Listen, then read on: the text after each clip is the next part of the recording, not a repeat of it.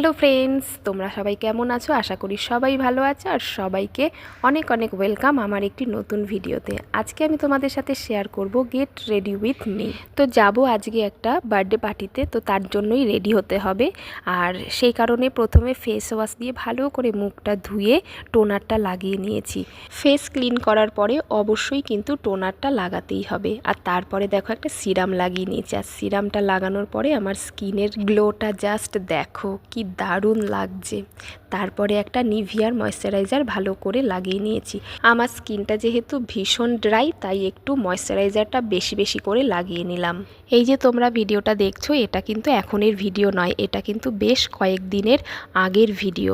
তো সেই সময় কিন্তু কলকাতায় ভীষণ ঠান্ডা ছিল, আর এই ঠান্ডার কারণেই কিন্তু সোয়েটার পরতে হয়েছে। আর যেহেতু প্রচণ্ড ঠান্ডা, তাই দুটো সোয়েটার আমাকে পরতে হয়েছিল। প্রথমে তো এই হাইনেকটা পরে নিলাম, এর ওপর দিয়ে কিন্তু আমি আবার আর একটা জ্যাকেট পরবো। তো চলো এবারে রেডি হওয়া যাক। এটা আগে পরে নিয়েছি কারণ চুলটা আমাকে বাঁধতে হবে, আর সেই কারণেই আগে সোয়েটারটা পরিয়ে নিয়েছি। তো এবারে চলো, চুলটা সেরকম কিছুই করব না, একটা জাস্ট একটু বেনুনি করে নেব। আর এই বেনুনিটা কিন্তু আমার ভীষণ পছন্দের। আমি একদম ছোট্ট থেকে কিন্তু চুলে বেনুনিই করি, কারণ আমার ছোট থেকেই চুলটা লম্বাই ছিল। এখন অনেক চুল কমে গেছে, কিন্তু তখন অনেক চুল ছিল, আর সব সময় কিন্তু আমি বেনুনিই করে রাখতাম। এটা আমার কিন্তু ভীষণ ফেভারিট। তো চলো এরপরে বাদবাকি কাজগুলো সেরে নিই। চুলের কাজ তো হয়েই গেল। তোমরা তো জানোই 90s হিরোইনরা কিন্তু এই রকমই চুলে একটা বেনুনি টাইপসের কিছু একটা করতো। তো কেমন যেন একটা 90s নায়িকাদের মতো ফিল হচ্ছে। Ignore it, part of a joke. তো যাই হোক, এবারে পরে নিলাম কানের দুল ম্যাচিং করে। আর চোখে যদি কাজল না পরা হয় তাহলে কি আর চোখটা ভালো লাগে? তাই সুন্দর করে দুই চোখেই কাজল পরে নিলাম। এবারে চলো লিপস্টিকের পালা।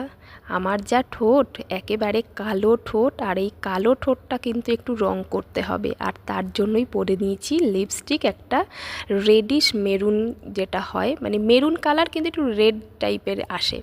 তো যাই হোক, পরে নিয়েছি। এটা আমার ভীষণ একটা পছন্দের কালার। এরপরে বিবাহিত মহিলাদের সিঁদুর না পরলে তো চলেই না। তো চলো সিঁদুরটাও পরে নিই, যাতে লোকে বুঝতে পারে আমার বিয়ে হয়েছে। না হলে এমনিতেই তো একটু অবিবাহিত মনে হয়, অল্প বয়স্ক মনে হয়। যাই হোক, তোমাদের সাথে একটু মজা করছি।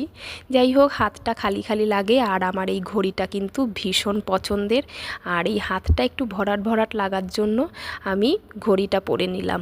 আর এই শুষ্ক রুক্ষ হাতে একটু ক্রিম তো মাখতেই হবে। তো চলো হাতটাও একটু সুন্দর করে নিই। তো তোমরা বলো কেমন